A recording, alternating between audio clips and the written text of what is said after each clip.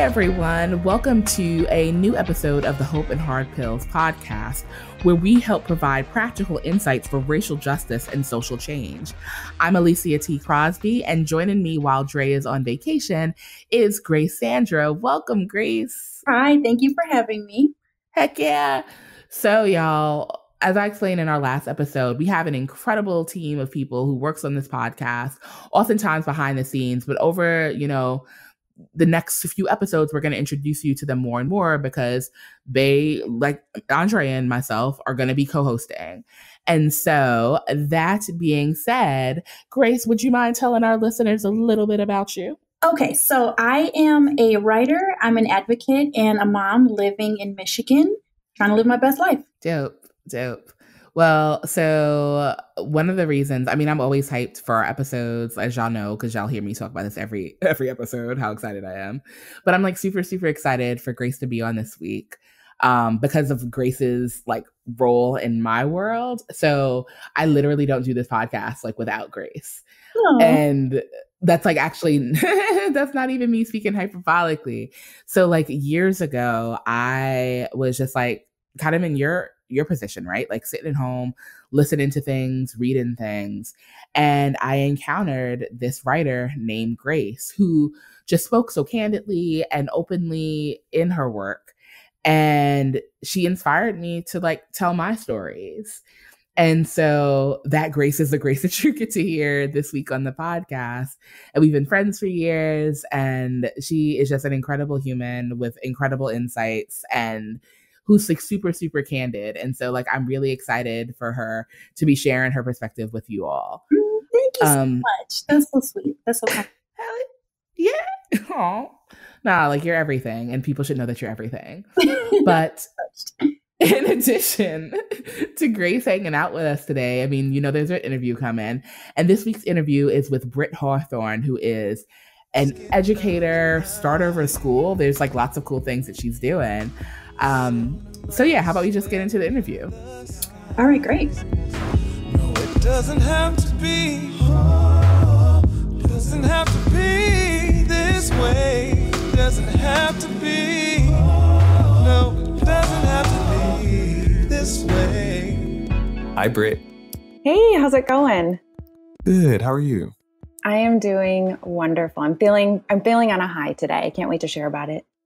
I know you said you have some exciting news, so let me have it.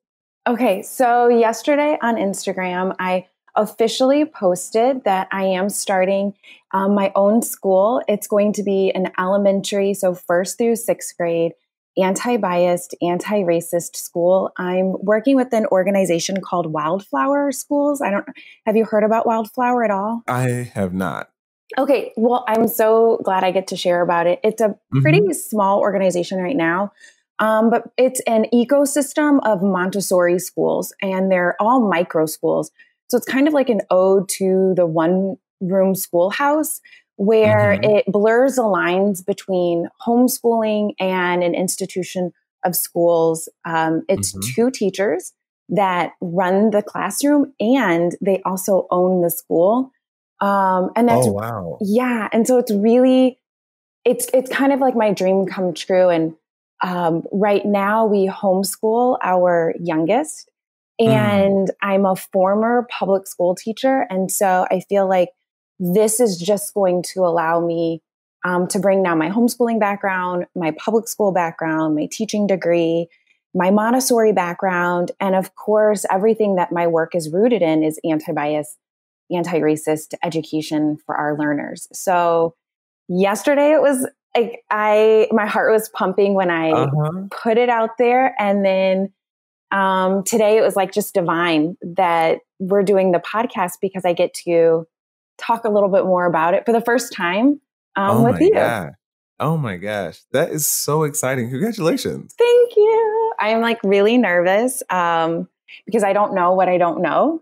But that's why I am going to be listening and learning and leaning on a whole bunch of incredible folks to help guide me and my future co-owner together. Oh my gosh, that is so cool. I mean, not to Yeah. mention just like when someone's like, so what do you do? You're like, oh, I run a school. It's mine. It's Yes, it is. So how would you describe the work you've been doing up to now so we can put this in context? Yeah. So the last few years, I'm an equity trainer, which Mhm. pretty much means that I work with classroom teachers. I work directly with classroom teachers so that they can make their classroom environments inclusive. When we think of anti-racist work, we're always thinking of outcomes. And in the educational setting, it is so based in measurement. It's a lot about accountability. It's a lot about data. And so there's Mhm. good and bad to that. There's that conversation around achievement gap or opportunity gap. But there's a lot of data that we can gather to say, hey, our classrooms are not at all anti-racist. And we know that by simply looking at the data. So I get to Mm. work with classroom teachers all across the country, meeting them, chatting with them. We talk about the history of race and racism, specifically with the lens of education. We rethink Brown versus Board of Education. And then we think about what implications does that have in 2019 and ways in which those sneaky, insidious ways that it has seeped into our teaching practice without us really bringing anything to consciousness and intentionally choosing how to treat our learners as equal human beings. So that's pretty much what I have been doing the last few years. And you started, like you said, as a public school teacher. So how did that transition come about from you deciding to leave the classroom to do equity work? Yeah, so it's not a beautiful story of how I decided to leave. I was a public school teacher. I was a public Montessori school teacher. And honestly, we left as an act of resistance towards white supremacy. There's just so many misunderstandings and myths in education and problematic ways that honestly we teach because, I have a degree in elementary education. I also have 2 certifications in Montessori education. And no one is talking about this. No one is helping us as educators of how do we teach this in a developmentally appropriate way? How do we bring in anti-bias, anti-racism into our classrooms with 3-year-olds, with 6-year-olds, with 9-year-olds? And the thing about it is educators are hungry. Like we want this information. We want this knowledge. It's just so much work to seek it out and to find it. And also to beat off those myths of children are colorblind. If you bring up race, then you're racist or you're creating a problem, you're creating divisiveness. So there's so much work that we have to do around understanding even children's identity development too. Right. So the myths you're talking about, are they around race specifically, or are they about race and education together? What are the myths you're referring to? Yes. Well, I think there's definitely a ton of myths in education that are always happening about how children learn how to read and all of that. But what I'm really specifically talking about is the myths around race and racism and around children's identity development. A lot of times parents, educators will say, when's an appropriate time to talk with children about race? When do we bring it up? How do we bring it up? There's definitely this idea of innocence with children. And what I'm always discussing with parents, families, educators is like, look, the children that are 3 to 6 years old, all day long, all we ask them to do is to categorize things. And we know that that's really strong, healthy brain development is them categorizing, rhyming words. We hand them a handful of odd objects and we ask them to sort it. We want them to sort things by color, by shape. That's all we're doing. And then we somehow think that when they see us, that we present as being translucent to them, like with no color. They are seeing our skin color, our skin tone. Wow. Just as much as they see any other shade of color. Now there's different ways, a 3 to 6 year old child who's learning their colors. It doesn't make any sense to them to say that I'm Black. Right. Because they're like, no. Yeah. They're like, I have crayons. Yes. And I've seen the Black one. Yes. And you are not that. Exactly. And they will look at you like, oh, I think you need a lesson on that. I had one little girl, she was 4 years old, and there was two different teachers, and she called one teacher a Black teacher, another teacher a brown teacher. And they both were Black women. And I was so curious. And so I said, how did you know she was Black? And how did you know she was brown? And the girl looked at me with such spiciness and said, her hair color. And I was like, oh, I mean, the way that they will draw conclusions, and that's what they're doing all the time. They're drawing conclusions. So when the little girl said that this teacher is Black, did she mean that in a literal sense, or was she referring to race at that moment? Yeah, no, she was referring to their hair color. One woman had Black hair, and the other woman had brown hair. And for her, that's a Black woman and that's a brown woman. Got it. Okay. Sorry. No, and it just, I mean, but like I, like you, was like, wait, how did you come up with that? Right. And then after she said it, it was like, oh my gosh, that's so concrete and it makes sense. And so we do a lot of work with parents and educators, with families, talking about how do we affirm a child's identity? How do we get them to self-identify their skin tone first?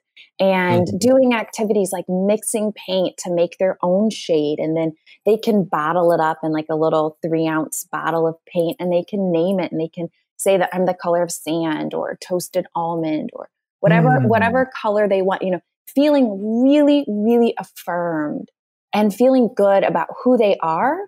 Because we know, I mean, Andre, this is the work you do with Hope. We know that when we feel really good about who we are, we're able to see the good in another person, and then we're able to really fight unfairness. Yes. I have a question. Yeah. What do you think that children need to be taught about race at an early age? I have a theory, but I want to hear what you think first. When you say early age, what age are you talking about? I don't know. I'm not sure. Let's start. How about this? Let's start with an age 7 years old. Is that early enough for you, or do you want to go younger? That's fine. Okay. 7-year-olds, what I think children should be taught about race at an early age is that race is a social construct. It's completely made up. Yes. And it was backed by pseudoscience. I think young learners are able to see the ways that we have used numbers and science to manipulate minds. And I think it's really important that young learners know that race is a social construct. There's no basis to race at all. However, when we're not critically thinking, and we're not being what we would call like good learners, right? We're not like investigating our work, what we can start to believe. And I think that's really important. The younger that we can get children to understand that race is a social construct, and the reason why we talk about it is because there's some real consequences to having a racialized identity. And let me tell you, they can get that at 7 years old because they have all experienced unfairness, particularly around their age. They all know how it feels to be young and how to be treated. They all know how it feels to be a learner and someone talking at you or assuming that you don't know something or understand something. So they particularly really understand unfairness and how that can work. Yeah, that's exactly along the lines of what I have been thinking. But because I'm not an educator, I totally doubt myself on this. But I have been thinking, like, how come no one told me at an early age that race was made up, right? And how come this is something that most people don't know, right? Like, you have to take a sociology course in college or something like that before you find this kind of information out for many people. And so I've always wondered, like, well, if we taught kids that race was a made up concept, but that people hurt each other because of it, then what kind of world would we have, And I wonder why we're not doing that. No, absolutely. And it's all about power structure. It's about power dynamics, right? It's maintaining a status quo. I think that some of it goes along the lines of myths. We think that children somehow at age 18, like their eyes will change and now they'll have this consciousness of race. Mm-hmm. And so we don't want to engage in it. But there's really a larger conversation. There's a systemic thing happening in education. You know, education is a multi-billion-dollar industry. And it is, funneled and fueled around misconceptions, around white supremacy, around patriarchy. Right. We have an entire testing industry that tells us, it's so interesting. They create the test to test our learners, to tell us how many learners are quote unquote failing, so that they can then sell us the intervention, so that then we can also buy the test again. And we're in this hamster wheel. And it's the same testing company that also certifies our teachers, that maintain a power dynamic of, I know it's in the 80s, but I think it's like 88% of our teachers are white. Oh, wow. And female on top of that. So it's a lot of it has to do with power dynamics. We know how closely related education and the prison system is, right? There's a direct school to prison pipeline. There's a funnel that's happening. And so it serves the interest of the dominant culture to continue as status quo. There's a anti-racist training called Crossroads out of Chicago. And they always end their training with educators at the end by saying, the signs came down in 1954 when we desegregated the schools, but really little has happened to reconcile our educational settings along the lines. We still have a narrow curriculum. We still are not talking about race, racism, bias, any kind of social identities in school. We're still not teaching accurate and truthful histories. And it's all under this guise of children aren't ready. Right. But it's like you said, then you become an adult and you go into the workforce. And then when do you become ready? When does it happen? So what are some things that you wish that you saw more teachers doing in the classroom? I wish that more teachers definitely would use the anti-bias education framework in their classroom, get really familiar with it, read the book, Anti-Bias Education for Young Children and Ourselves. I also wish that more teachers would really take an honest look at representation in their classroom, looking at the art supplies that are provided. If you have skin tone, crayons, markers, Play-Doh, paint, construction paper, looking at our books for social identities, analyzing every single material you have in your classroom and looking at, is this promoting tokenism? Is this promoting stereotypes? Is this promoting a one-sided story? A big aha that I had was the little stories of resistance. I have very, very little stories of resistance in my classroom.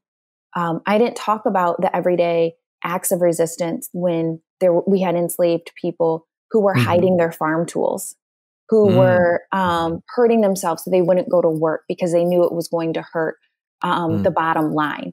I didn't tell those stories.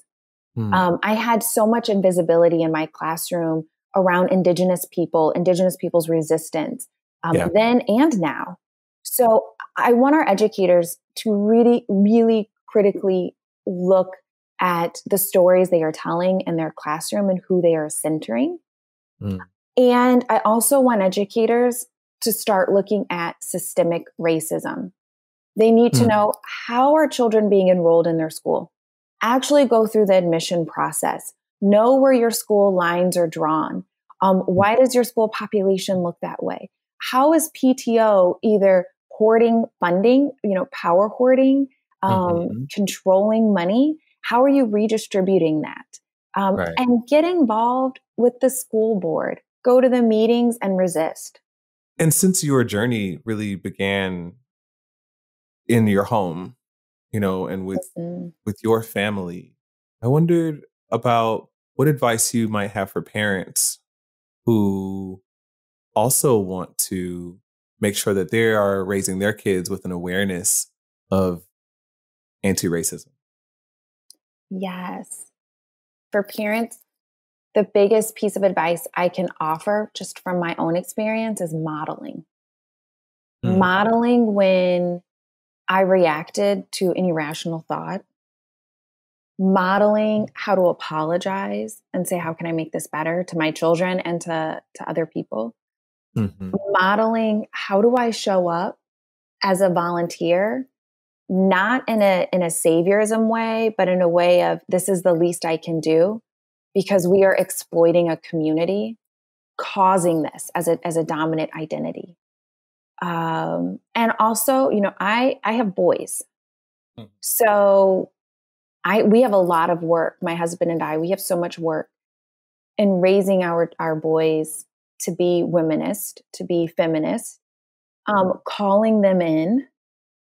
And because we have such a loving relationship and so much trust has already been built, I can really call them out. Wow. And so knowing that calling your child out, and my now 7 years old, he just turned 7 last week. He knows, he'll tell you I'm a sexist. Our 12-year-old will tell you I'm sexist. Interesting. And they know it. And we talk about systems. We talk about power. We give them that language and they're able to give us examples in ways that we've been conditioned to not even notice anymore, but they still notice it. Wow. I love that you're highlighting that.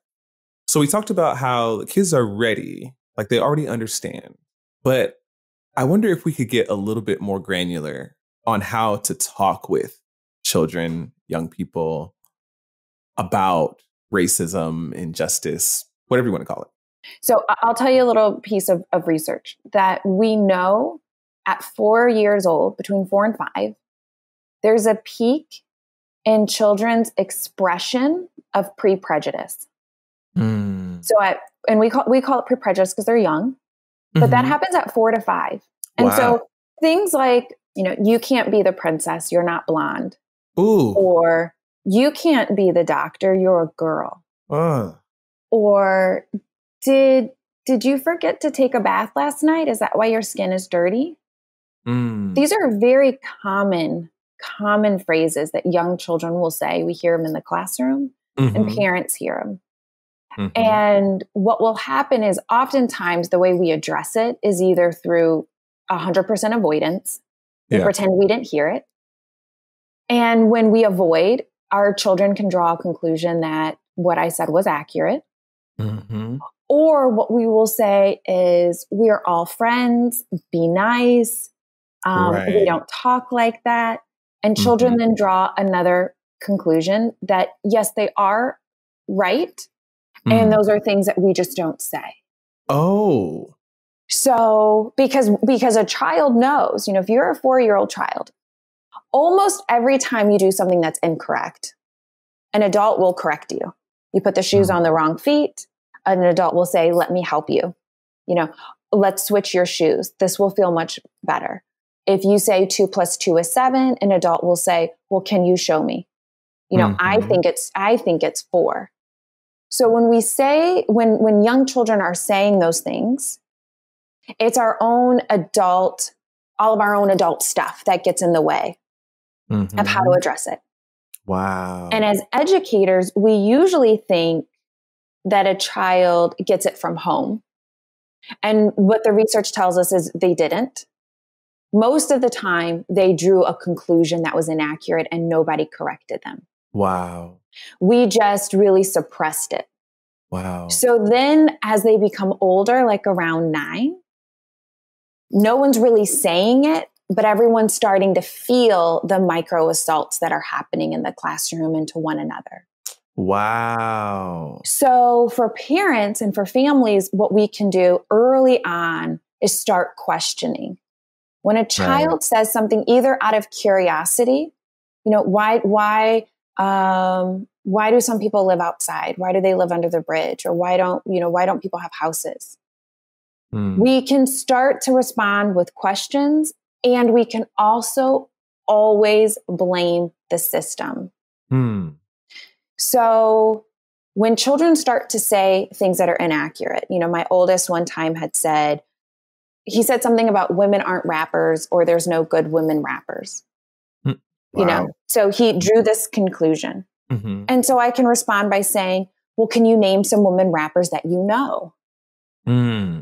And he couldn't name any. Wow. So then I said, do you think that was an accurate conclusion? Or maybe you could say, do you know of any women rappers? Mm-hmm. When our children are saying things, we have to listen and believe to what they're saying and just know that they've drawn an inaccurate conclusion. They have ingested a stereotype or a bias. Right. And so we want to bring to consciousness that. So when a child becomes 9 and they start to come up with even more inaccurate conclusions, or they start to act in ways of, like we'll call it relational aggression, you know, saying that I'm not going to work with you or I'm not going to help you with our schoolwork, we'll see that their friendships start to become very segregated by racial groups. Then we can just start by, again, curiosity. I've noticed all of your friends are of the same racial group. Have you noticed that? And allow our children really start to draw some conclusions. Why do you think that is? That's probably the most powerful thing I can offer parents and families is lean in with curiosity and lean in with questions. And don't be afraid to get messy. Don't be afraid to say and look at yourself and say, I wonder if they've drawn a conclusion from me. I think it's really powerful. We look at ourselves. We think about who's our friends, who comes into our house and has meals with us. Oftentimes it's folks of the same racial group.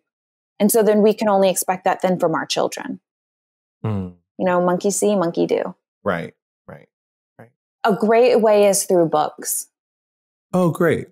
Parents and families, if you're unsure about how to hold a conversation on your own, find a book.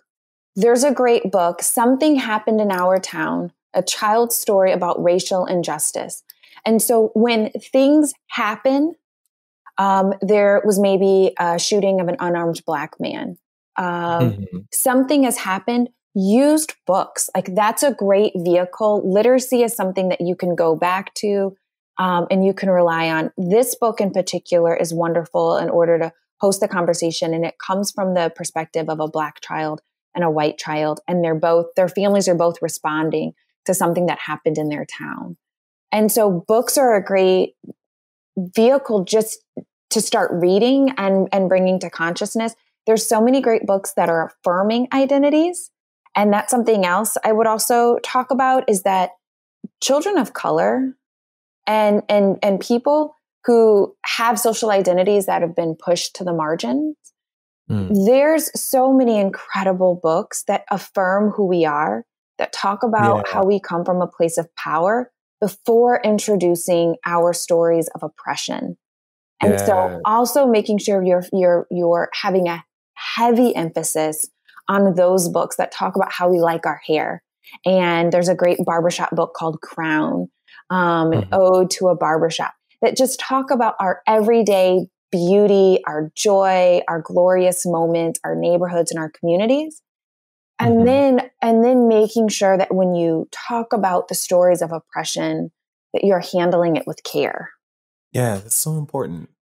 Okay, so I'm wondering, and I asked this of all, I want to say all, but I think I've forgotten a couple times. But I try to ask all my guests, what keeps you hopeful as you do this work? What keeps you going? My children keep me hopeful. I think every educator has just an immense amount of hope. It's why we became educators. It is truly us crafting and creating the world that we want to see. And I really do that through both of my children. I have had so many beautiful aha moments through them. And I see, especially through our youngest, what can be when you affirm a child and you let them know that they are perfect in every single way. And it is the systems that need to be fixed and not the child. Wow. Well, Britt, I'm so appreciative that you came on the show. Thank you for this wonderful conversation. I can't wait for everyone to hear it. Yes, I am so honored and grateful. I'm also just still taken back that you asked me. So thank you so much, Andre. I've been following you now for quite some time, and I'm a huge supporter and fan of your work. So thank you. No, it doesn't have to be. Doesn't have to be this way. Doesn't have to be. No, it doesn't have to be this way. Okay, Grace. So there was, oh my gosh, like that was just such a rich conversation that Dre and Britt were able to have. I'm interested in hearing like your thoughts. Like what are the first things that come to mind to you having listened to that interview, having like heard what the two of them had to say? Yeah, I thought it was so fascinating, especially as a mom. And my situation is a little interesting because I'm biracial.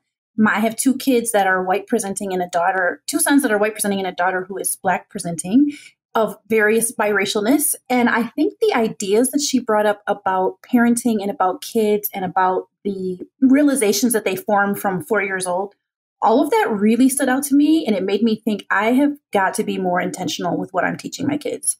I think of myself as an intentional parent, especially about these issues.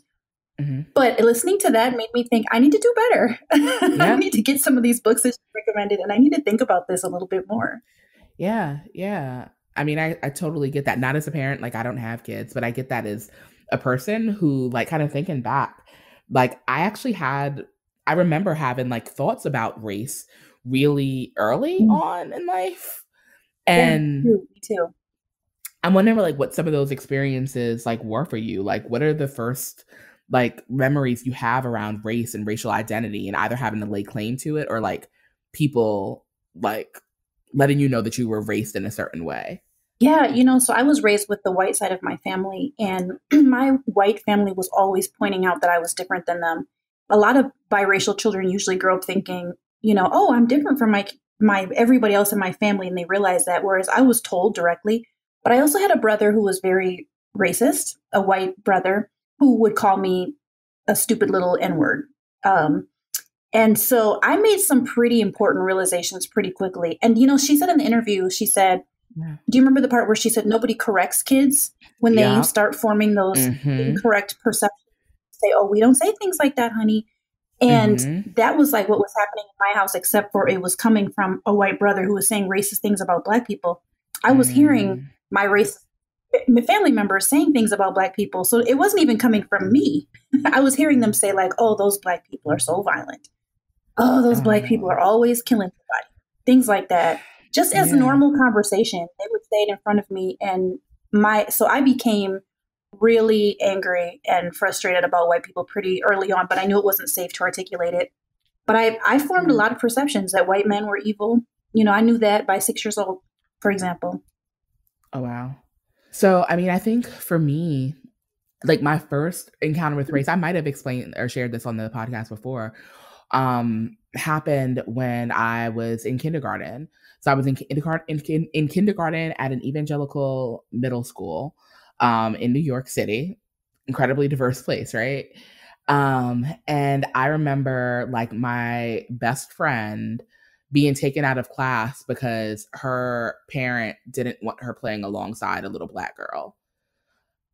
And yeah. And so like, that was like really my first encounter with race. And I remember pretty clearly, I was 5. And like, I remember just being really sad that my friend wasn't there anymore and having to have it explained to me that my friend wasn't there anymore because we were different. And instead of that difference being celebrated, that difference was enough for her parent to take her away because he didn't want her to be in contact with me.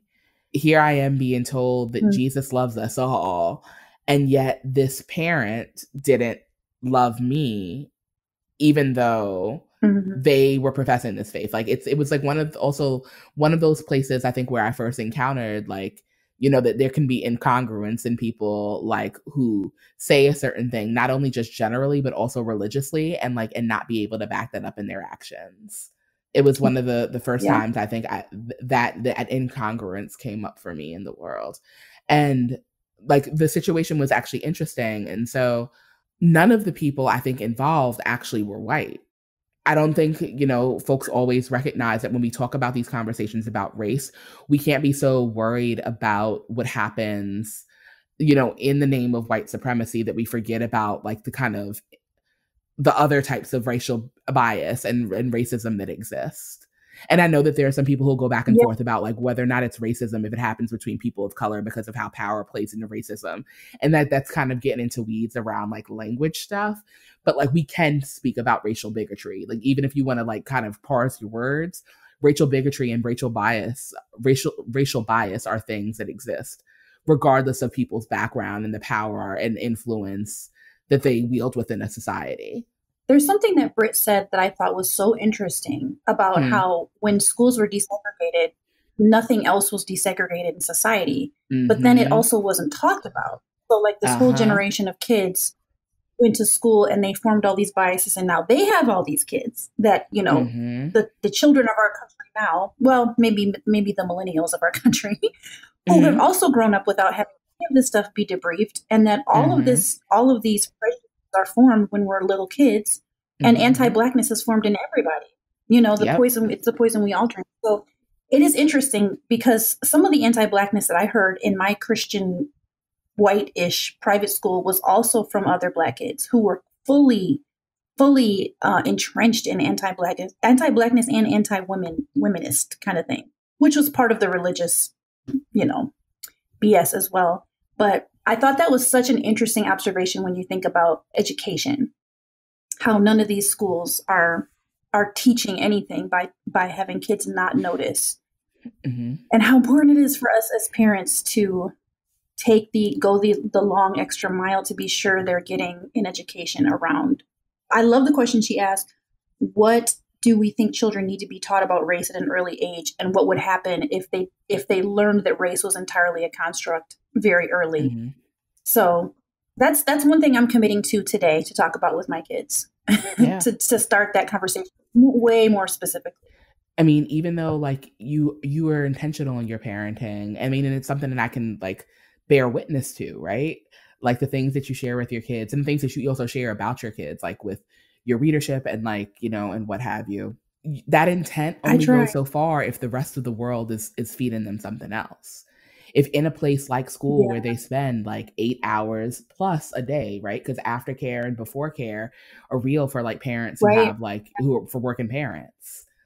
And so if they're spending over 8 hours in a place, over a third of their let me make sure that math lines up. Oh yes, over a third of their day in a place like where bias is being reinforced instead of disrupted, then it totally makes sense that they will say that such is crazy, or that something is unprofessional. Like there's all these ways that like we've codified like racism and other forms of bias. We just like use different types of words. So like no one's gonna like, I think that's part of like what goes into the upholding of the myth is that if you're not using like overly bigoted, like blatantly like, prejudiced language that like is like a racial slur or something like that like bias still isn't there. I think that that's actually a pretty huge myth, and one that is, sometimes like supported by schools, right? Exactly. Yeah. So I guess I'm curious, like, what are the things that you wish you would have learned when you were young? Like when you were your kid's age, what are the things that you wish you would have learned about prejudices and how the world worked? I would have so benefited from understanding that race is a construct. That blew my mind when I learned that. I would have so benefited from that. I would have benefited from knowing my history. I would have loved to have had someone say, Black is beautiful, just that, or that you're beautiful the way you are. There's so many things. It's all of the positive affirmation that I just wasn't getting. And the difference too between today's kids is they at least have the internet. At least they can see different imagery. Like I didn't have any access. You know what I mean? When I went to my library around the corner, I don't remember like seeing a Black section or, Black authors or just the things that are accessible today to kids, or even for parents to get to their kids. That I just, unless you have a highly intentional parents who are highly intentional, you're not getting access to that stuff. So I would have loved that. And I love how, so for example, my son, Reese, who's 10, he was named, his middle name is after Martin Luther King Jr. And he takes a lot of pride in that. He tells everybody that. He has a poster of him. He has his books. He talks about what he's going to do to honor King's life because he was named after him on purpose. This a real sense of intentionality that I love that he has. And he's the one who, more than even my other ones, looks the whitest. But he'll always tell people that, his mom is Black and his grandfather's Black and he's named after a Black man. That I think is going to make a difference for him. That's something that I think would have been really good for me growing up. That would have been empowering. Yeah. And made me proud of who I was, but I just didn't have that. So it's sad. How about you? I think that like I would have loved to know more about like our histories, right? Like not just like the figures who like white teachers bring out on in Black History Month, right? Like so many of us, and I'm not going to say all of us because some people's education or formation didn't even have this, but so many of us learned about Dr. King and about Harriet Tubman and about Sojourner Truth. And these are all people who are iconic and like, seriously, like they're incredible humans who did incredible things. But there's so much I'm realizing that I don't know about Blackness and Black histories and the things that we have overcome and pushed through. And I wish that instead of having being able to speak like ad nauseum about American history, right? And like in the mythology that's like present there. Like I wish I would have known something like as a kid, like Thomas Jefferson had slaves and, and not only did he have slaves, like actually, was very abusive and like sexually assaulted one slave in particular for like, I wish I would have known things like that where, so I didn't have to deal with like kind of the crash of the founding fathers, right? Like people who were put on pedestals, like white Americans who were put on pedestals, just seeing like how deplorably like they treated us. Like I wish I would have known the truth. Yes. I mean, there are ways that I'm still grappling with this now, like as an adult. Like finding out things and it's just like, you got to be kidding me. Like, so I'm in this class on decolonization right now. And there are philosophers who I've been taught, like, if their teaching hasn't influenced things like religion or, or been in like theological thought, right? And like, and been present in our churches in some capacity, even if they go unnamed, they've also been highly influential in places like education, which is a part of like my background, or social work or psychology or whatever. And like I had like a moment like earlier this term. So like as y'all know, listeners, like I'm back in school, but I had a moment like where I just couldn't stop crying because like one thinker in particular was just so notably racist for his time to the point where historians speak about like his notable anti-Blackness because it was just so unique, even in a world that was like seriously in the throes of enslavement. His anti-Blackness kind of took the cake for them. And to see how this person's like work influences so many things in the world, like I just sat and cried because I felt betrayed. So it's not even just like things that like I wish I would have known as a child. There are things that I wish that I would have been taught as an adult. So I didn't hold to people as maybe tightly as I have, or I didn't uphold their work in a certain way without nuancing it. Yeah, it leads to a growing resentment from everybody. How about all the things that we've been taught as kids? Yeah. It's real. And I think that that's like the importance of like the work that Britt is doing, because I mean, there's a lot of things to resent. If we're honest, like the world just isn't kind to us because of the identities that we hold as Black folks, as women. I mean, and as we continue to like kind of parse out like other parts of our identity, like there are other ways that the world can be unkind, but like telling the truth about where we've been and where we are, I think could make a real difference in the lives of children as they grow into like themselves. because at least you were honest, and they don't have to deal with like the lack of honesty that was present in the systems and the way that those systems will treat them or treat people that they loved. Right. Yeah. Ooh, it's heavy. I mean, there's so many directions that we can continue to take this conversation in, but I'm wondering, I mean, we've talked a little bit about us, but I'm wondering about like the things that we've witnessed others go through. And I mean, and definitely you've got like lots of experience, like as a mom, but also as like someone who's worked with students, you know, in different capacities, like over the years. Like, I'm wondering, like, how do you like, I mean, resentment is definitely like a way that something that develops because of how we're impacted by like bias functioning. But I'm wondering, like, how else have you witnessed discrimination impacting others? Like, what has it done to them? Like, what have you seen? I know this is a big question. Yeah. Well, when I was working with students, it was primarily college students for most of my career. I did spend a year working with high school students, but for the college students, you know, it's interesting because you would think maybe because they're older that the impact would be less severe, but I don't think it was. Honestly, I think them coming. So the context that I was at was a Western Michigan University in Kalamazoo, Michigan, which is fairly diverse, but still a majority white institute public. And they experience, a lot of the Black students I worked with experience an enormous amount of, like most places in the country, of discrimination, microaggressions, racist policing, professors that were ignorant, all of the gamut of what you can imagine. Yeah. And the effect on them was it was interesting because Western Michigan is right in the middle of Detroit and Chicago. So there's a ton of urban Black city kind of Black students who come from both Detroit and Chicago. And it was interesting because those students the most, I think, came in the tiredest. And so when they would experience living in a different environment and experiencing that level of racial aggression, it was so debilitating. I saw more Black men cry. Than any other context in my life. It was just, and it's hard. It's actually right now, it's hard for me to think of like any specific examples. I remember this one kid who, for example, who came in from Detroit and both his parents had just died.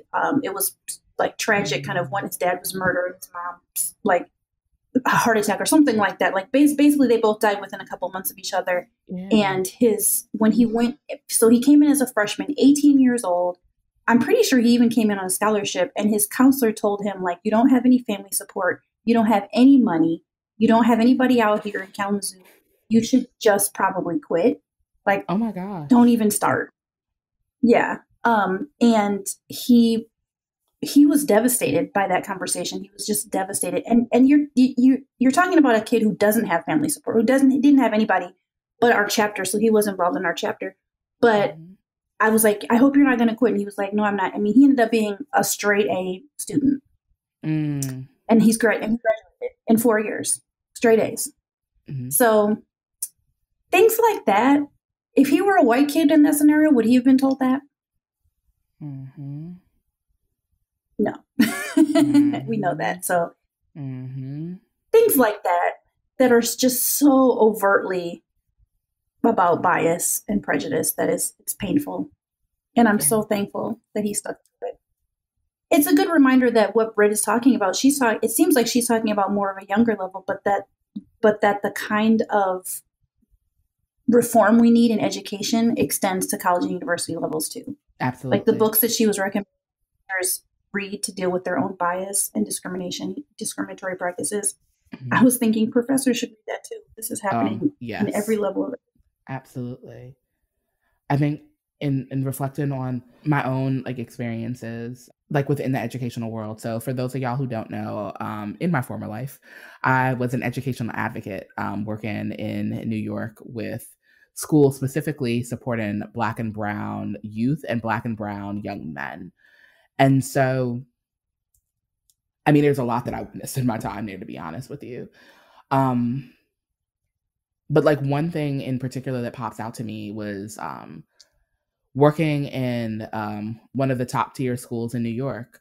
It's one of those schools that you would have to test into. And I I remember that there were resources that were disproportionately given to students, and it was incredibly raced. And sometimes it was, I mean, it was really educators of all backgrounds, like perpetuating, like, bias against these kids in different ways. Sometimes it was anti-Black bias, but it was my Black and my Latinx students, like, who were dealing with it the worst, to be honest with you. And I remember, like, kind of just paying attention to, like, when opportunities would come forward, right, for, like, scholarships. There were scholarship meetings that were held for, like, white and Asian kids in that school. And even though the opportunities would be there for Black and Hispanic students, they wouldn't be told about this. They wouldn't have the representatives who work with those populations come in and address those kids. And I remember having to, like, confront the counseling staff, and specifically the college counselors about this. I was like, hey, so here's the thing I've noticed. I'm here most days, and I'm seeing all these flyers, advertisements, like, here in PSAs for this. Are you making this available to other students of color beyond, like, the Asian population here? And, it just seems like I'm just noticing this a trend, and being hit with some resistance. Like, these educators, whether they were white or people of color, they were not being supportive of people in the school because, like, oh, well, like, our Black and Hispanic students don't do as well. It's like, oh, wow. Ugh. It's like, what are you doing here? Like, what's happening here where you're not giving them equal access to opportunity or supports, or, they're being, suspended or disciplined at higher rates than other kids. I mean, like, there are so many, in that context in particular, there were so many interventions I would have to do for, like, my kids, like, to the point where, like, there were some kids who, like, even with this being a top tier school, one of the top schools in the country, if we're going, like, on those, like, kind of, like, national, like, what do they do? Like, the national ranking systems, one of the top two schools in the country. And I had kids who weren't being counseled through the college process. Or if they were being counseled outside of me providing the support through the organization I was working with, they were being told some really, really terrible things. Like, you had people who were setting them up to take out, like, hundreds of thousands of dollars of loans for their undergraduate degree. And it was only the presence of this org that I was working with, which was, like, a civil rights org that had an education arm, that we were able to let these kids see, hey, you have other options than what these people are telling you. But I just think about, like, if not for that intervention being put in place, because they saw, and, like, they had an assistant principal at the time who's going on to be a principal in another space. Like, she saw that it's just something went right in the water. Something was amiss. And because of that, she wanted to throw more support behind, like, Black and Hispanic students. If she hadn't done that, these kids would have continuously been, like, just run over and not given supports, and, like, had lower graduation rates and had, higher suspension rates. But it took somebody being sensitive and wanting a more equitable environment for that to come into play for these kids. Yeah, it makes me think about how, if, like, for example, if you and I had been taught the things that we wish we had been taught as kids, and if another generation can be taught these things, then they can walk into scenarios as advocates as opposed to being victimized by a system, and then having to learn it as we go later on, like you and I have, and come from a more empowered mindset years and years earlier. That would be my dream for my kids. Oh, yeah, that they walk into makes a difference. Right, but they're coming from a place of advocacy and using their power and their knowledge to advocate for themselves and others off jump. So, and they're doing it. Like, kids who get this, they're doing it. Like, one of the things that I love, so I have a friend back in Chicago, and her daughters are phenomenal. They are part of, like, this student organizing collective that they got involved in junior high. But they were seeing, like, the racial disparities, like, in the school, seeing the way that history was taught that, like, minimized or completely erased, like, the violences that they had experienced as, as Mexican American women.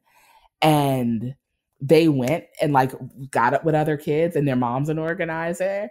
And they started like holding meetings and then started doing things like protesting the school and doing sit-ins and like calling attention like to the need for systemic change within their school system. And it makes me so proud of like their mom, but also of them for, I'm proud of their mom for like cultivating these things in them. And I'm proud of them for like pushing this forward. Like there are things that are changing in their school system because they're like, we're not taking this. Like, you're not going to teach us these false histories. You're not going to continue to give us these myths. You're not going to, you know, minimize our concern and like treat us differently than our peers because of this social, like of this construct that is race. We're not taking this anymore. And I think that that's a thing that gives me incredible hope because they're so young. Yeah. Like they literally were doing this, like coming out of elementary school, in junior high, and it's just like continued on and gotten more complex and more kids are joining and raising their voice in concert with theirs. Yeah, I love it. I love it. I love that. It's incredible. One time my son told me that a kid like kicked a girl and she told him not to kick him again. And he kicked her again. And then my son said, dude, you're acting like a sexist, racist Trump. Oh my gosh. Yeah. They know. I said, what did your teacher say? And he said, my teacher said not to say that. And I was like, you weren't lying. Because it was like a white boy and a black girl. And the white boy was the one who kept kicking this girl. And she was like, don't touch me no more, you know? And I was like, what you said is absolutely fine, Reese. You're not in trouble. So it's true. And yeah, I mean, and I think that like, you know, for all the hard pills that we're talking about, like the discrimination that exists and it's present in our systems, I think that that's the thing that I hold and cling hope to is that the kids are all right. Like they've got this, like they know what racism looks like. They know what sexism looks like. They know what heterosexism looks like and what it means for people to be discriminated against because of them being gender expansive and like having gender diversity in their classrooms. And they're willing to say and do something about it. But just kind of like Britt pointed to us, it wasn't the kids before, it's the adults that have to do their work. And so I'm wondering what type of work people are willing to commit to. Yeah, that's a great question. Hey everyone, as you know, every week we have a list of questions for reflection.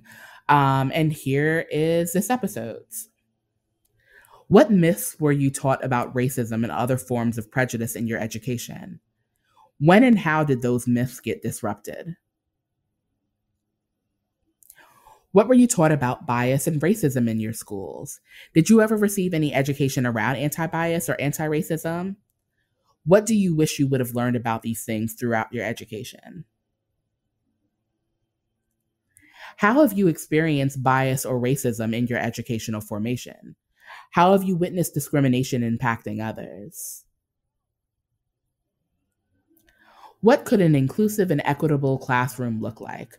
What might complicate educational spaces from being free of bias and racism? What do you think kids should be taught about race and bias? This has been such a good episode and such a good time in conversation. I am super excited and super grateful for your being here, Grace. Thank you, thank you, thank you. Thank you so much for having me. This was wonderful. I loved it. Oh, yay. And listeners and supporters, thank you. If you're a part of like our Patreon support system, thanks a lot. Like it's your donations that help this podcast keep running and help us keep doing what we're doing. If you want to join that network of support, please stay tuned after this part of the episode ends to hear from our producer, Ross Montgomery. He'll plug you in and help you get involved. Thanks so much for your time. We look forward to talking more, doing this more soon. Bye, y'all. Bye-bye. We're not living in your fantasy. Your Daffy Duck and your Bugs Bunny. Wearing clothes that we cannot. Thank you for listening today. If you like what you heard and you haven't already, please subscribe on your favorite podcatcher. Leaving a rating or review on Apple Podcasts also helps us get into more ears and minds.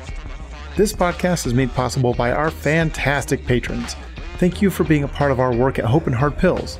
As usual, you'll get the uncut extended version of this episode on Patreon. If you want to join in on the work on our Patreon community, just look us up at patreon.com/Andre Henry. To go deeper, get subscribed to our email newsletter. Head over to andrerhenry.com and click Join the Movement, where you'll get practical insight on anti-racism and social change every week. And you'll never miss a new article, song, or podcast episode. You can also follow Andre Henry on Facebook and Instagram at The Andre Henry. Connect with Alicia on Facebook, Instagram, and Twitter at Alicia T. Crosby and her website, aliciatcrosby.com. That's all for this episode of the Hope and Hard Pills podcast.